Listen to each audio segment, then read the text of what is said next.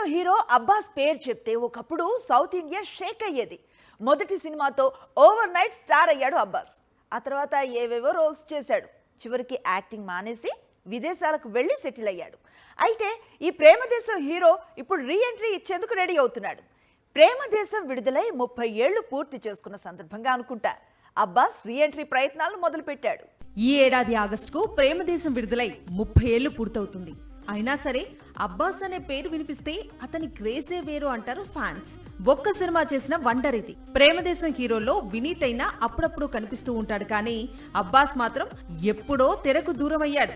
Image కి తగ్గట్లు career ను నిర్మించుకోకపోవటం, వచ్చిన ప్రతి పాత్రను యాక్సెప్ట్ చేయటంతో అబ్బాస్ సినిమాలకు క్రేజ్ తగ్గింది. క్యారెక్టర్స్ లో వెయిట్ తగ్గింది. 10 ఏళ్ల క్రితం 1-2 సినిమాల్లో నటించి ఆ తర్వాత టీవీ సీరియల్స్ లో కనిపించి యాక్టింగ్ అంటే విరక్తి పుట్టి న్యూజిలాండ్ వెళ్లిపోయాడు అబ్బాస్.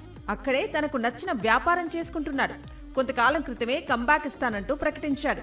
ఇప్పుడు కంబ్యాక్ కూడా ఇచ్చాడు. తమిళ మ్యూజిక్ డైరెక్టర్ జీవి ప్రకాష్ హీరోగాను సినిమాలు చేస్తూ ఉంటాడు. ప్రస్తుతం మరోసారి అదే ప్రయత్నంలో ఉన్నాడు. ఈ చిత్రంతోనే అబ్బాస్ రీఎంట్రీకి రెడీ అవుతున్నాడు.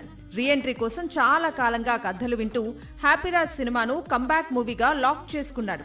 దాదాపు పుష్కర కాలం తర్వాత అబ్బాస్ ను మళ్లీ బిగ్ స్క్రీన్ పై చూడబోతూ ఉన్నారు ఫ్యాన్స్.